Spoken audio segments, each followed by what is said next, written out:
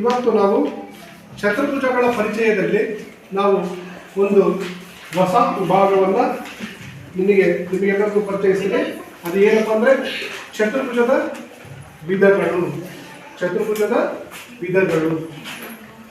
ಎಲ್ಲರೂ ಬರ್ಕೊಂಡ್ರೆ ಹಾಗೆಯೇ ಚತುರ್ಭುಜದ ವಿಧಗಳು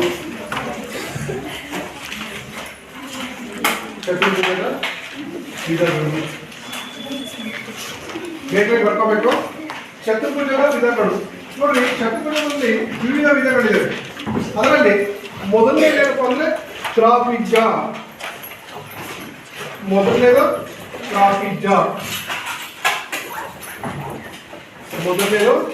ತ್ರಾಪಿಜ್ಯ. ನಮಗೀಗಾಗಲೇ ನಿಮಗೆಲ್ಲರಿಗೂ ಗೊತ್ತಿದೆ ಚತುರ್ಭುಜಗಳ ಪರಿಚಯ ಏನು ಎಂದು ಅಂತ ನಾನೆಲ್ಲ ಹೇಳಿದ್ದೀನಿ. ಆಗ ಇಂದಿನ ತರಗತಿಯಲ್ಲಿ ನಿಮಗೆಲ್ಲರಿಗೂ ಹೇಳಿದ್ದೀನಿ ಚತುರ್ಭುಜಗಳು ಅಂದರೆ ಏನು, 4 ಭಾವಗಳನ್ನು ಹೊಂದಿರುತ್ತೆ ಅಂತ ನಿಮಗೆಲ್ಲರಿಗೂ ಗೊತ್ತಿದೆ. ಅದರಲ್ಲಿ ನಿಯಮಿತ ಬಹುಭುಜಗಳು, ನಿಯಮಿತವಲ್ಲದ ಬಹುಭುಜಗಳು. ನಿಯಮಿತ ಬಹುಭುಜಗಳು ಅಂದರೆ ಭಾವಗಳು ಮತ್ತು ಕೋನಗಳೆಲ್ಲ ಸಮವಾಗಿರ್ತವೆ. ಅನಿಯಮಿತ ಬಹುಭುಜಗಳೇನಿರ್ತವೆ, ಭಾವಗಳು ಸಮ ಇದ್ದರೆ ಕೋನಗಳು ಸಮ ಇರಲ್ಲ, ಕೋನಗಳು ಸಮ ಇದ್ದರೆ ಭಾವಗಳು ಸಮ ಇರಲ್ಲ ಅಂತ ನಿಮಗೆಲ್ಲರಿಗೂ ಗೊತ್ತಿದೆ. ಈಗಾಗಲೇ ಚತುರ್ಭುಜಗಳ ಪರಿಚಯ ನಿಮಗಾಗಿದೆ ಅಲ್ವಾ. 4 ಭಾವಗಳು ಮತ್ತು 4 ಕೋನಗಳನ್ನು ಹೊಂದಿರತಕ್ಕಂಥದ್ದು ಚತುರ್ಭುಜ ಅಂತ ಈಗಾಗಲೇ ನಿಮಗೆ ಗೊತ್ತಾಗಿದೆ. ಮತ್ತು ಚತುರ್ಭುಜದ 4 ಕೋನಗಳ ಮೊತ್ತ, ಹೊರಕೋನಗಳ ಮೊತ್ತ 360 ಡಿಗ್ರಿ ಅಂತ ನಿಮಗೆ ಗೊತ್ತಾಗಿದೆ. ಅದೇ ರೀತಿ 4 ಒಳಕೋನಗಳ ಮೊತ್ತನೂ ಕೂಡ 360 ಡಿಗ್ರಿಗೆ ಸಮವಾಗಿರುತ್ತೆ ಅಂತ ನಿಮಗೆ ಗೊತ್ತಿದೆ. ಈಗ ನಾವು ಇಂದಿನ ತರಗತಿಯಲ್ಲಿ ಚತುರ್ಭುಜದ ವಿವಿಧ ವಿಧಗಳನ್ನು ನೋಡ್ತೀವಿ. ಚತುರ್ಭುಜದ ವಿಧಗಳನ್ನು ಪಟ್ಟಿ ಮಾಡೋಣ. ಅದರಲ್ಲಿ ಮೊದಲನೇದಾಗಿ ತ್ರಾಪಿಜ್ಯ. ಹೇಗಿರುತ್ತೆ ತ್ರಾಪಿಜ್ಯ ನಿಮಗೆ ಇದನ್ನು ನಾನು ಬರೆದು ತೋರಿಸ್ತೀನಿ ನೋಡ್ರಿ.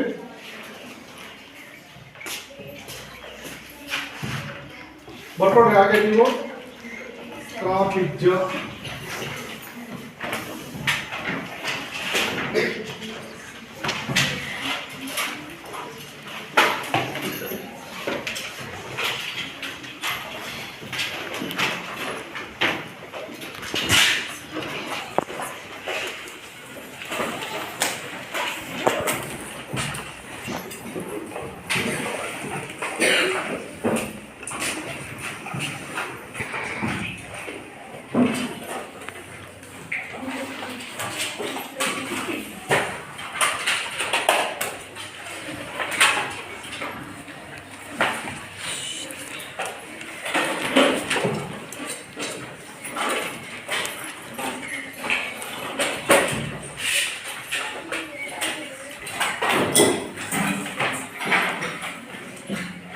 ಸ್ಕೇಲ್ ಪೆನ್ಸಿಲ್ ಯೂಸ್ ಮಾಡಿ ನೀಟಾಗಿ ಬರ್ಕೊಳ್ಳಿ.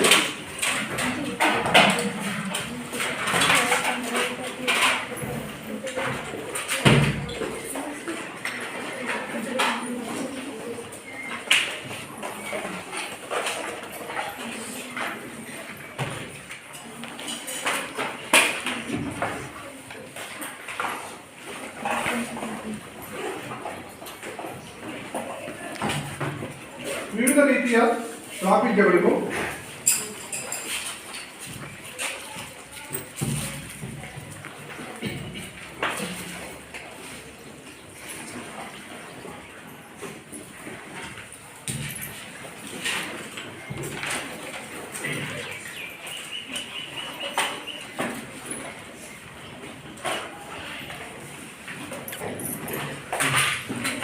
ಬೇಗ ಕ್ವಿಕ್ಕಾಗಿ ಬರ್ಕೋಬೇಕು.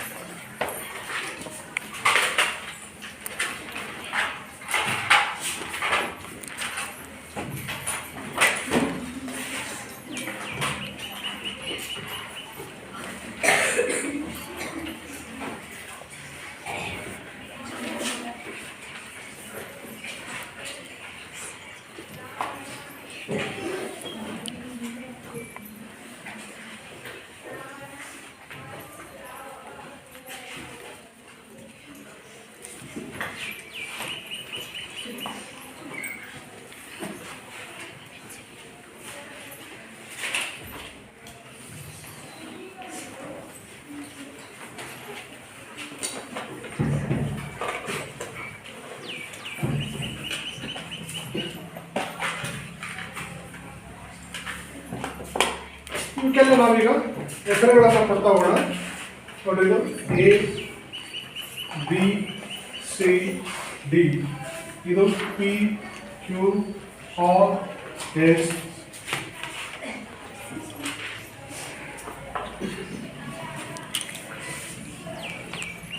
ನಂತರ M N O P, M N O P, ಇದು ಆರ್ ಎಸ್ ಟಿ ಯು. ಇವಕ್ಕೂ ಈಗ ಹೆಸರುಗಳನ್ನು ಕೊಡೋಣ ಒಂದೊಂದಾಗಿ. ಮೊದಲನೇದು ಇದಕ್ಕೆ ನಾವು X W X Y Z ಇದಕ್ಕೂ ಹೆಸರುಗಳನ್ನು ಕೊಡೋಣ. D E F G H, ಇದಕ್ಕೂ ಕೊಡೋಣ ಐ ಜೆ ಕೆ ಎಲ್. ಇಷ್ಟು ಹೆಸರುಗಳನ್ನು ನಮಗೆ ಇವು ನಾವು ಏನೇನು ಅಂತ ನೋಡೋಣ ಈಗ. ಹಾಗಿದ್ರೆ ನಿಮಗೆಲ್ಲರಿಗೂ ಒಂದು ಪ್ರಶ್ನೆ ಆಯ್ತಲ್ಲಲ್ವಾ? ಈ ಕಡೆ ನೋಡಲಿಲ್ಲ, ನಿಮಗೊಂದು ಪ್ರಶ್ನೆ ನೋಡ್ರಿ. ತ್ರಾಪಿಜ್ಯ ಅಂದ್ರೆ ಏನು? ಯಾರಿಗೆ ಗೊತ್ತಿದೆ? ತ್ರಾಪಿಜ್ಯ ಎಂದರೇನು? ತ್ರಾಪಿಜ್ಯ ಎಂದರೇನು ನೋಡಿದ್ರೆ ಎ ಬಿ ಸಿ ಡಿ ಅನ್ನ ಗಮನಿಸಿ. ಇಲ್ಲಿ ಎ ಡಿ ಮತ್ತು ಬಿ ಸಿಗಳು ಸಮಾಂತರ ಬಾಹುಗಳು. ಅದೇ ರೀತಿ ನೋಡ್ರಿ, ಎ ಡಿ ಮತ್ತು ಬಿ ಸಿಗಳು ಏನಾಗಿದೆ? ಸಮಾಂತರವಾಗಿದೆ. ಅಂದ್ರೆ ಒಂದು ಜೊತೆ ಸಮಾಂತರ ಬಾಹುಗಳನ್ನು ಹೊಂದಿರತಕ್ಕಂಥ ಆಕೃತಿಯನ್ನು ನಾವು ತ್ರಾಪಿಜ್ಯ ಅಂತ ಕರಿತೀವಿ. ಒಂದು ಜೊತೆ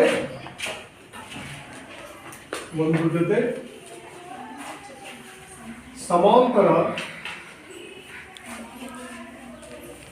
ಬಾಹುಗಳನ್ನು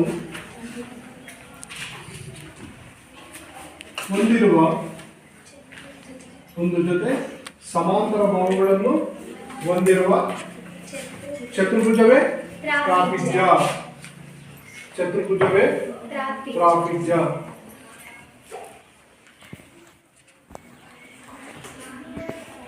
ಚತುರ್ಭುಜವೇ ತ್ರಾಪಿಜ್ಯ. ನೋಡಿ, ಇಲ್ಲಿ ಈ ಚಿತ್ರದಲ್ಲಿ ನಾನು ಇಷ್ಟು ಚಿತ್ರಗಳನ್ನು ಬರೆದಿದ್ದೀನಿ. ಈಗ ಇದು ಚಿತ್ರ 1, 2, 3, 4. ಇವು ಏನಿದಾವಲ್ಲ ಇವೆಲ್ಲ ತ್ರಾಪಿಜ್ಯಗಳು. ಇಲ್ಲೆಲ್ಲ ಒಂದು ಜೊತೆ ಅಭಿಮುಖ ಬಾಹುಗಳು ಸಮಾಂತರವಾಗಿವೆ. ನೋಡಿ, ಹೌದಾ? ಇಲ್ಲೂ ಅಷ್ಟೇ ಒಂದು ಜೊತೆ ಅಭಿಮುಖ ಬಾಹುಗಳು ಸಮಾಂತರ, ಇವು ಎರಡೂ ಆಗಿದೆ. ಇವೆಲ್ಲ ತ್ರಾಪಿಜ್ಯಗಳು. ಇವು 4 ಕೂಡ ತ್ರಾಪಿಜ್ಯಗಳು. ಎ ಬಿ ಸಿ ಡಿ ಒಂದು ತ್ರಾಪಿಜ್ಯ, ಪಿ ಕ್ಯೂ ಆರ್ ಎಸ್ ಒಂದು ತ್ರಾಪಿಜ್ಯ, ಎಂ ಎನ್ ಓ ಪಿ ಕೂಡ ಒಂದು ತ್ರಾಪಿಜ್ಯ. ಅದೇ ರೀತಿ ಆರ್ ಎಸ್ ಟಿ ಯು ಒಂದು ತ್ರಾಪಿಜ್ಯ. ಈಗ ಇಲ್ಲಿ ಬರೋಣ. ಇದು ಚಿತ್ರ 5, ಚಿತ್ರ 6, ಚಿತ್ರ 7. ಇವು ತ್ರಾಪಿಜ್ಯಗಳು ಹೌದೋ ಅಲ್ವೋ? ಅಲ್ಲ ಅಂದ್ರೆ ಯಾಕೆ? ಒಂದು ಜೊತೆ ಅಭಿಮುಖ ಬಾಹುಗಳು ಸಮಾಂತರವಾಗಿಲ್ಲ, ಆದ್ರಿಂದ ಇವು ತ್ರಾಪಿಜ್ಯಗಳಲ್ಲ. ಹೌದಾ? ಇಲ್ಲಿ 5, 6 ಮತ್ತು 7 ಈ ಚತುರ್ಭುಜಗಳು, ಈ ಆಕೃತಿಗಳು ತ್ರಾಪಿಜ್ಯಗಳಲ್ಲ. ಕಾರಣ ಏನು? ಇವುಗಳ ಅಭಿಮುಖ ಬಾಹುಗಳು ಸಮಾಂತರವಾಗಿಲ್ಲ, ಆದ್ರಿಂದ ಇವು ತ್ರಾಪಿಜ್ಯಗಳು ಅಲ್ಲ. ಗೊತ್ತಾಯ್ತಾ ಎಲ್ಲರಿಗೂ? ಎಲ್ಲ ಬೇಗ ಬರ್ಕೊಡ್ರಿ ಇದನ್ನ. ಬರ್ಕೊಡ್ರಿ.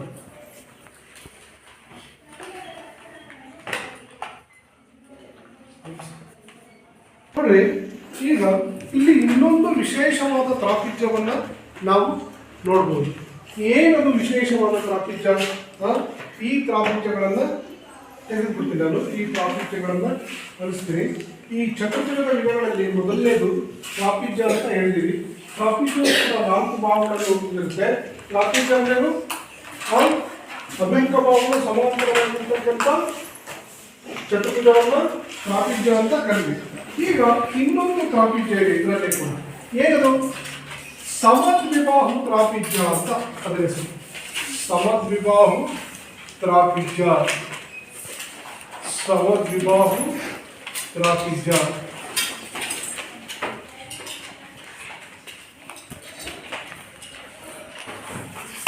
ಸಮದ್ವಿಬಾಹು ತ್ರಾಪಿಜ್ಯ ನೋಡ್ಕೊಳ್ಳಿ. ಏನು ಸಮದ್ವಿಬಾಹು ತ್ರಾಪಿಜ್ಯ ಅಂದ್ರೆ? ಸಮದ್ವಿಬಾಹು ತ್ರಾಪಿಜ್ಯ ಅಂದ್ರೇನು ನೋಡ್ರಿ. ಸಮಾಂತರವಲ್ಲದ ಬಾಹುಗಳು ಸಮವಾದರೆ ಅಂತ ತ್ರಾಪಿಜ್ಯವನ್ನು ಸಮದ್ವಿಬಾಹು ತ್ರಾಪಿಜ್ಯ ಅಂತ ಕರಿತೀವಿ. ಸಮಾಂತರವಲ್ಲದ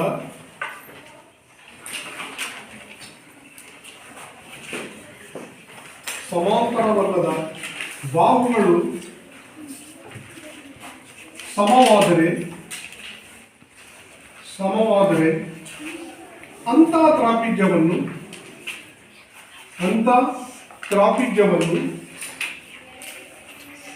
ಅಂತ ತ್ರಾಪಿಜ್ಯವನ್ನು ಸಮದ್ವಿಬಾಹು ತ್ರಾಪಿಜ್ಯ ಎಂದು ಕರೆಯುವರು. ಸಮದ್ವಿಬಾಹು ತ್ರಾಪಿಜ್ಯ ಎಂದು ಕರೆಯುವರು.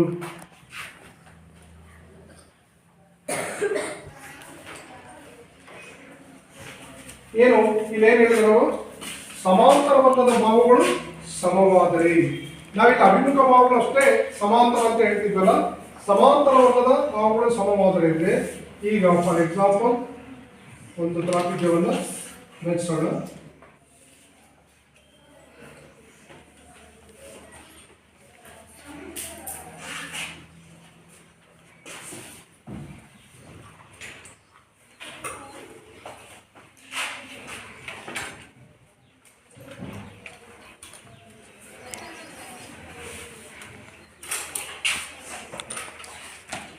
ನೋಡಿ, ಇವು ಅಭಿಮುಖ ಬಾಹುಗಳು ಎ ಬಿ ಸಿ ಡಿ ಯಲ್ಲಿ ಇವು ಅಭಿಮುಖ ಬಾಹುಗಳು.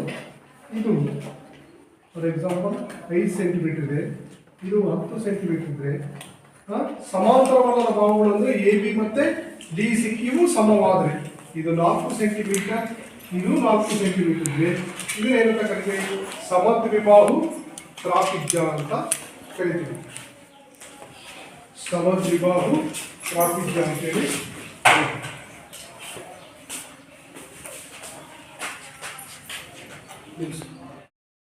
ನೋಡಿ, ಈಗ ನಾವೇನ್ ಮಾಡಿದ್ವಿ? ಚತುರ್ಭುಜದ ವಿಧಗಳು ಅಂತ ಹೇಳಿ ಮಾಡಿದ್ವಿ. ಅದರಲ್ಲಿ ಮೊದಲನೇದು ತ್ರಾಪಿಜ್ಯ. ತ್ರಾಪಿಜ್ಯದಲ್ಲಿ ಮತ್ತೊಂದು ಯಾವುದು?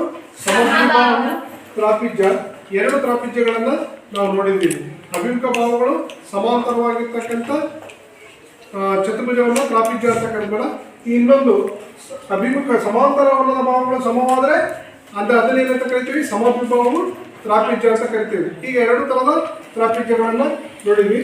ನೆಕ್ಸ್ಟ್ ನಾವು ಸಮಾಂತರ ಚತುರ್ಭುಜವನ್ನು ನೋಡೋಣ. ಸಮಾಂತರ ಚತುರ್ಭುಜ.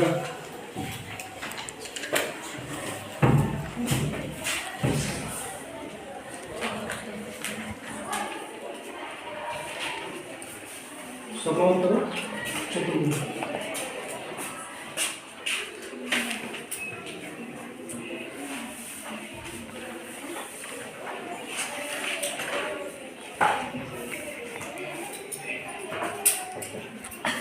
ಸಮಾಂತರ ಚತುರ್ಭುಜ. ಇದಕ್ಕೆ ಮೊದಲಿಗೆ ಚಿತ್ರಗಳನ್ನು ಬರ್ಬಿಡ್ರಿ ನಾವು. ಸಮಾಂತರ ಚತುರ್ಭುಜಗಳನ್ನು ಯಾವ ಅಂತಾರೆ ಅಂತ.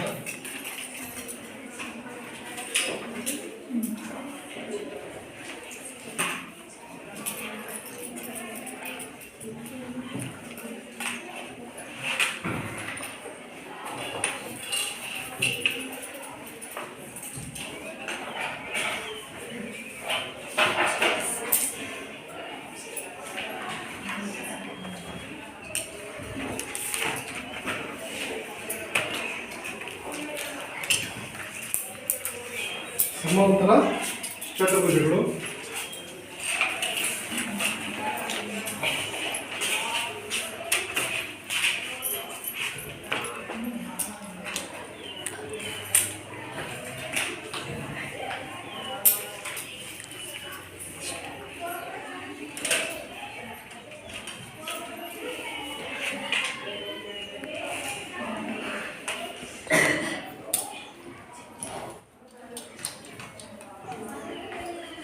ನೋಡ್ತಾ ಇದ್ದೀರಲ್ಲ ಎಲ್ಲ ನೀವು ಕರೆಕ್ಟ್ ಡ್ರಾ ಮಾಡ್ರಿ.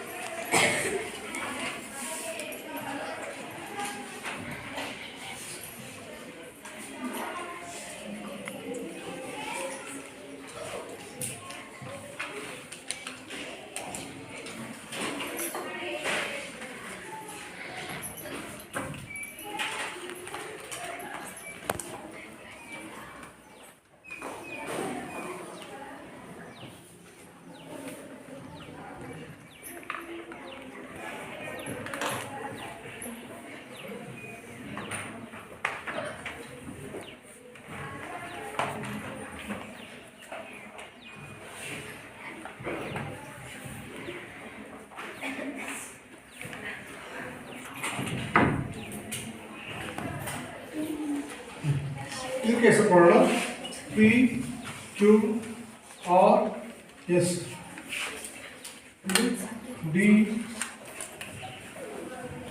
D E F G. ಇದು ಒಂದು ಸೆಟ್ ಚತುರ್ಭುಜಗಳು. ಈಗ ಇನ್ನೊಂದು ಸೆಟ್ ಚತುರ್ಭುಜವನ್ನು ಬರೆಯೋಣ.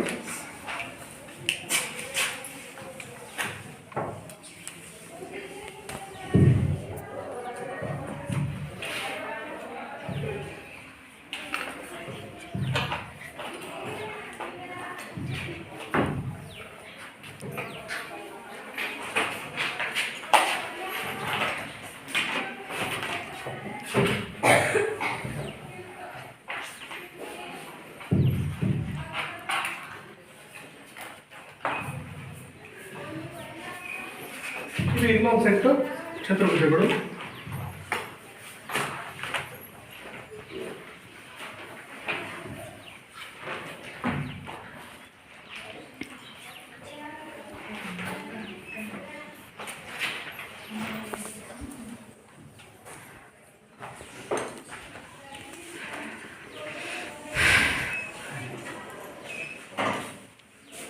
ಇದು ಚಿತ್ರ 1, 2, 3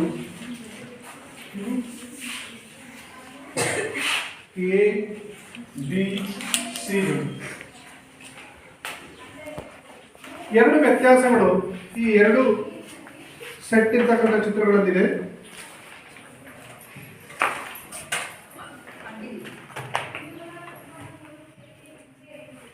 ಆಯ್ತಾ? ಬೇಗ ನೋಡಬೇಕು ಕ್ವಿಕ್ಕಾಗಿ.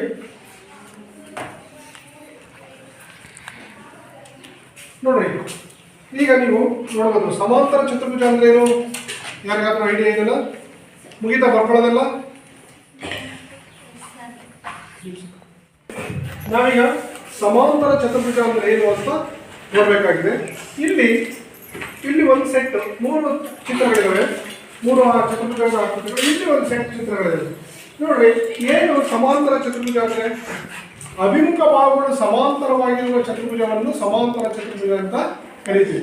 ಬರ್ಕೊಳ್ಳಿ, ಅಭಿಮುಖ ಭಾಗಗಳು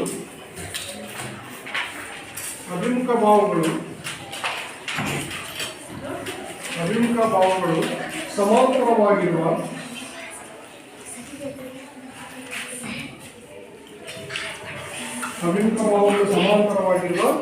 ಚತುರ್ಭುಜವನ್ನು ನೋಡ್ರಿ.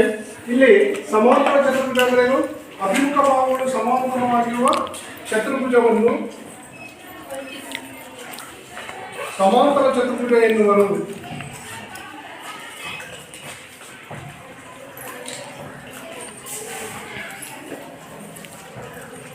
ಸಮಾಂತರ ಚತುರ್ಭುಜ ಎನ್ನುವರು.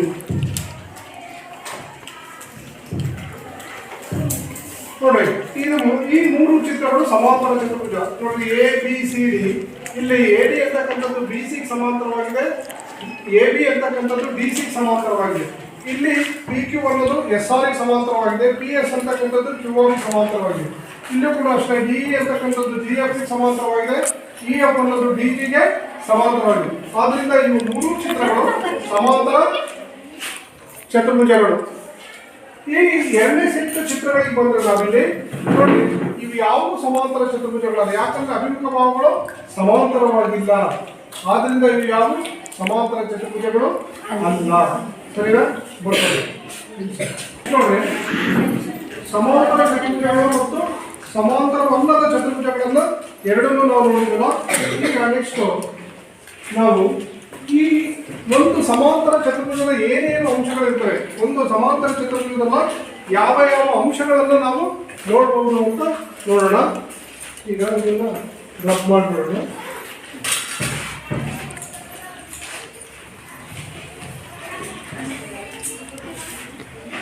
ಈಗ ಒಂದು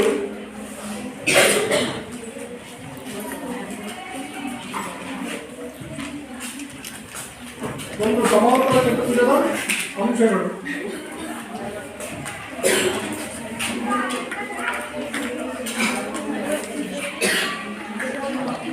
ಒಂದು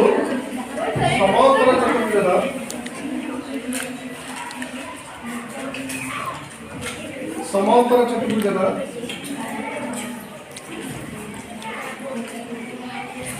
ಅಂಶಗಳು. ಚತುರ್ಭುಜವನ್ನು ಬರ್ಕೊಡ್ರಿ. ಇದರ ಅಂಶಗಳು ಏನೇನು ಅಂತ ಹೇಳ್ತೀವಿ.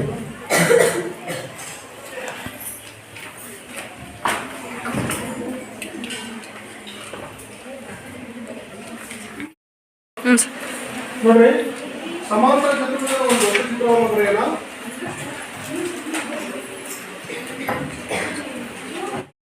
ಈ ಚತುರ್ಭುಜಗಳಲ್ಲಿ ಸಮಾಂತರ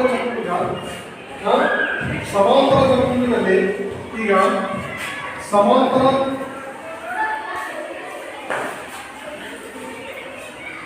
ಚತುರ್ಭುಜ ಇದಕ್ಕೆ ಸಂಬಂಧಿಸಿದಂತೆ ಒಂದು ಸಮಾಂತರ ಚತುರ್ಭುಜದ ಅಂಶಗಳನ್ನು ನೋಡೋಣ. ಒಂದು ಸಮಾಂತರ ಚತುರ್ಭುಜದ ಅಂಶಗಳು, ಒಂದು ಸಮಾಂತರ ಚತುರ್ಭುಜದ ಅಂಶಗಳು ಏನೇನಿರ್ತವೆ ಅಂತ ನೋಡೋಣ. ನಾವೀಗ ಒಂದು ಚತುರ್ಭುಜವನ್ನು ಸಮಾಂತರ ಚತುರ್ಭುಜವನ್ನು ರಚನೆ ಮಾಡೋಣ. ನೀವು ಹಾಗೆ ಬರೆದು ಬರ್ಕೊಂಡ್ರೆ ಸಮಾಂತರ ಚತುರ್ಭುಜವನ್ನು ರಚನೆ ಮಾಡೋಣ.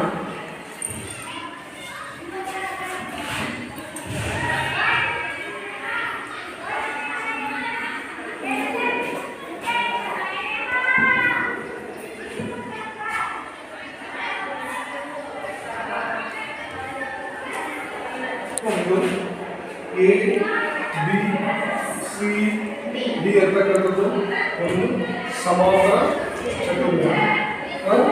ನೀವು ಬರ್ಕೊಂಡ್ರೆ ಉದಾಹರಣೆಗೆ ಇಲ್ಲಿ ಒಂದು ಸಮಾಂತರ ಚತುರ್ಭುಜಕ್ಕೆ ಸಂಬಂಧಿಸಿದಂತೆ ಕೆಲವು ವಿಶೇಷ ಅಂಶಗಳನ್ನು ನಾವು ನೋಡ್ಬೋದು. ಏನಪ್ಪ ವಿಶೇಷ ಅಂಶಗಳು ಅಂದರೆ ನೋಡಿ, ಈ ಎ ಬಿ ಬಾಹು ಅಂತಕ್ಕಂಥದ್ದು ಡಿ ಸಿ ಬಾಹುವಿಗೆ ಸಮನಾಗಿದೆ. ಅದೇ ರೀತಿ ಎ ಡಿ ಬಾಹು ಅಂತಕ್ಕಂಥದ್ದು ಬಿ ಸಿ ಬಾಹುವಿಗೆ ಸಮನಾಗಿದೆ. ಹಾಗೆ ನೋಡಿ, ಎ ಬಿ ಬಾಹು ಈಸ್ ಈಕ್ವಲ್ ಟು ಯಾವುದಕ್ಕೆ ಸಮ? ಡಿ ಸಿ ಬಾಹುವಿಗೆ ಸಮ. ಅದೇ ರೀತಿ ಎ ಡಿ ಅಂತಕ್ಕಂಥ ಬಾಹು ಏನಾಗಿದೆ? ಎ ಬಿ ಡಿ ಸಿಗೆ ಸಮ. ನಂತರ ಎ ಡಿ ಅಂತಕ್ಕಂಥದ್ದು ಬಿ ಸಿಗೆ ಸಮವಾಗಿ ಇರುತ್ತೆ. ಅಷ್ಟೇ ಅಲ್ಲ, ಜೊತೆಗೆ ನೋಡಿ, ಎ ಬಿ ಬಾಹು ಸಮಾಂತರ, ಎ ಬಿ ಬಾಹು ಬಿ ಸಿಗೆ ಸಮಾಂತರವಾಗಿರುತ್ತೆ. ಅದೇ ರೀತಿ ಎ ಡಿ ಅಂತಕ್ಕಂಥ ಬಾಹು ಡಿ ಸಿ ಬಿ ಸಿ ಬಾಹುಗೆ ಸಮಾಂತರವಾಗಿರುತ್ತೆ. ಅಂದ್ರೆ ಇದರ ಅರ್ಥ ಏನು? ಎ ಬಿ ಸಿ ಡಿ ಸಮಾಂತರ ಚತುರ್ಭುಜದಲ್ಲಿ ಎ ಬಿ ಬಾಹು ಡಿ ಸಿ ಬಾಹುಗೆ ಸಮ. ಅದೇ ರೀತಿ ಎ ಡಿ ಬಾಹು ಬಿ ಸಿ ಬಾಹುಗೆ ಸಮ. ಜೊತೆಗೆ ಎ ಬಿ ಅಂತಕ್ಕಂಥ ಬಾಹು ಡಿ ಸಿ ಬಾಹುಗೆ ಸಮಾಂತರವಾಗಿರುತ್ತೆ. ಅದೇ ರೀತಿ ಎ ಡಿ ಅಂತಕ್ಕಂಥ ಬಾಹು ಬಿ ಸಿ ಬಾಹುಗೆ ಸಮಾಂತರವಾಗಿರುತ್ತೆ. ಅಂದ್ರೆ ಒಂದು ಸಮಾಂತರ ಚತುರ್ಭುಜದಲ್ಲಿ ಬಾಹುಗಳಿಗೆ ಸಂಬಂಧಿಸಿದಂತೆ ಎ ಬಿ ಬಾಹು ಸಮ ಮತ್ತು ಸಮಾಂತರವಾಗಿರುತ್ತೆ. ಯಾವುದಕ್ಕೆ? ಡಿ ಸಿ ಬಾಹು. ಅದೇ ರೀತಿ ಈ ಎ ಡಿ ಅಂತಕ್ಕಂಥ ಬಾಹು ಬಿ ಸಿ ಬಾಹುಗೆ ಸಮ ಮತ್ತು ಸಮಾಂತರವಾಗಿರುತ್ತೆ. ಇದು ಬಾಹುಗಳಿಗೆ ಸಂಬಂಧಿಸಿರ್ತಕ್ಕಂಥ ಒಂದು ಕೆಲವು ಅಂಶಗಳು. ಇದು ಬಾಹುಗಳಿಗೆ ಸಂಬಂಧಿಸಿದ ಅಂಶಗಳಿವೆ. ಸಮಾಂತರ ಚತುರ್ಭುಜ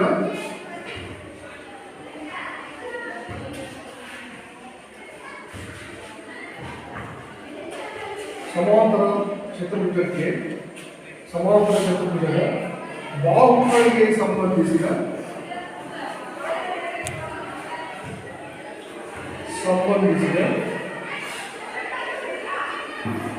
ಅಂಶಗಳು ಈಗ ನಂತರ ಈ ಸಮಾಂತರ ಚತುರ್ಭುಜ ABCD ಕೋನಗಳಿಗೆ ಸಂಬಂಧಿಸಿದ ಅಂಶಗಳನ್ನು ನೋಡೋಣ. ಕೋನಗಳಿಗೆ ಸಂಬಂಧಿಸಿದ ಅಂಶಗಳು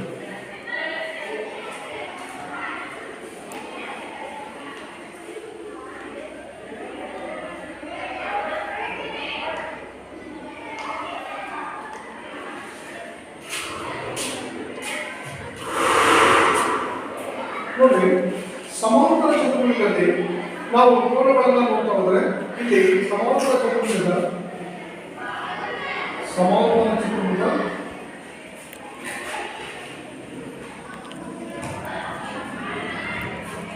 ABCD ಕೋನಗಳನ್ನು ಅಧ್ಯಯನದಲ್ಲಿ ಕೋನಗಳ ಕುರಿತು ನಾವು ಅಂಶಗಳನ್ನು ನೋಡೋದಾದ್ರೆ ನೋಡಿ, ಇಲ್ಲಿ ನಾವು 4 ಕೋನಗಳನ್ನು ನೋಡ್ತೀವಿ. ಏನು? ಕೋನ A, ಕೋನ B, ಕೋನ C, ಕೋನ D. 4 ಕೋನಗಳನ್ನು ನೋಡ್ತೀವಿ. ಒಂದು ಸಮಾಂತರ ಚತುರ್ಭುಜದಲ್ಲಿ 4 ಒಳಕೋನಗಳ ಮೊತ್ತ ಯಾವಾಗಲೂ 360 ಡಿಗ್ರಿಗೆ ಸಮವಾಗಿರುತ್ತೆ ಅಂತ ನಮಗೆ ಏನು? ಸಮಾಂತರ ಚತುರ್ಭುಜದ 4 ಒಳಕೋನಗಳ ಮೊತ್ತ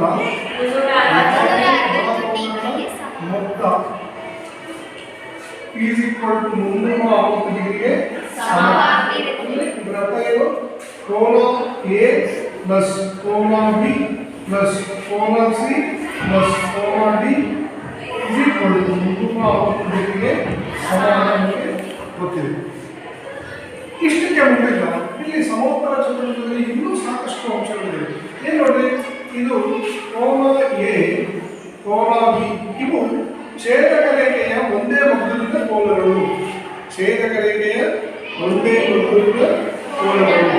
ಸಮಾಂತರ ಚತುರ್ಭುಜದಲ್ಲಿ ಛೇದಕ ರೇಖೆಯ ಒಂದೇ ಮಗ್ಗಲಿನ ಕೋನಗಳು ಯಾವಾಗಲೂ 180 ಡಿಗ್ರಿಗೆ ಸಮವಾಗಿರುತ್ತವೆ. ನೋಡಿ, ಸಮಾಂತರ ಚತುರ್ಭುಜದಲ್ಲಿ ನೋಡಿ, ಸಮಾಂತರ ಚತುರ್ಭುಜದಲ್ಲಿ ಛೇದಕ ರೇಖೆಯ ಒಂದೇ ಬದಿಯ ಕೋನಗಳು 180 ಡಿಗ್ರಿಗೆ ಸಮವಾಗಿರುತ್ತವೆ. ಹಾಗೆ ನೋಡ್ರಿ, ಕೋನ A ಪ್ಲಸ್ ಕೋನ B is equal to 180 degree. ಅದೇ ರೀತಿ ಕೋನ D ಪ್ಲಸ್ ಕೋನ C is equal to 180 degree ಇರುತ್ತೆ. ಅಂದರೆ ನೋಡಿ, ಸಮಾಂತರ ಚತುರ್ಭುಜದಲ್ಲಿ ಛೇದಕ ರೇಖೆಯ ಒಂದೇ ಬದಿಯ ಕೋನಗಳು 180 ಡಿಗ್ರಿ ಇರುತ್ತೆ. ಕೋನ A ಪ್ಲಸ್ ಕೋನ B is equal to 180 degree. ಕೋನ D ಪ್ಲಸ್ ಕೋನ C ಕೂಡ 180 ಡಿಗ್ರಿ ಸಮವಾಗಿರುತ್ತೆ. ಆಮೇಲೆ ನೆಕ್ಸ್ಟ್ ಇಲ್ಲಿ ಸಮಾಂತರ ಚತುರ್ಭುಜದ ಅಭಿಮುಖ ಕೋನಗಳು ಸಮವಾಗಿರ್ತವೆ. ನೋಡಿ, ಸಮಾಂತರ ಚತುರ್ಭುಜದ ಅಭಿಮುಖ ಕೋನ ಅಂದ್ರೆ ಕೋನ A, ಕೋನ C, ಕೋನ B, ಕೋನ D. ನೋಡಿ, ಸಮಾಂತರ ಚತುರ್ಭುಜದ ಅಭಿಮುಖ ಕೋನಗಳು ಸಮಾಂತರ ಚತುರ್ಭುಜದ ಅಭಿಮುಖ ಕೋನಗಳು ಸಮವಾಗಿರುತ್ತವೆ.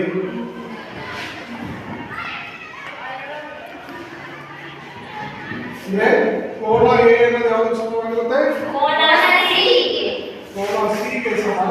ಅದೇ ರೀತಿ ಕೋನ B ಅನ್ನೋದು ಕೋನ D ಗೆ ಸಮನಾಗಿರುತ್ತದೆ. ಸಮಾಂತರ ಚತುರ್ಭುಜದಲ್ಲಿ ಅಭಿಮುಖ ಕೋನಗಳು ಸಮವಾಗಿರುತ್ತವೆ. ಆಮೇಲೆ ನೆಕ್ಸ್ಟ್ ಮತ್ತೆ ಸಮಾಂತರ ಚತುರ್ಭುಜದಲ್ಲಿ ಪಾರ್ಶ್ವಕೋನಗಳು ಸರಳ ಕೋನಗಳಾಗಿರುತ್ತವೆ. ಸಮಾಂತರ ಚತುರ್ಭುಜದಲ್ಲಿ ಪಾರ್ಶ್ವಕೋನಗಳು ಸರಳ ಕೋನಗಳಾಗಿರುತ್ತವೆ.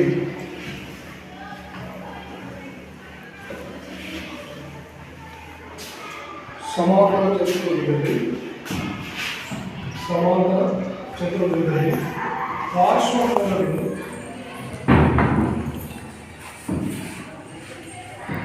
ಸರಳ ಕೋನಗಳಾಗಿರುತ್ತವೆ.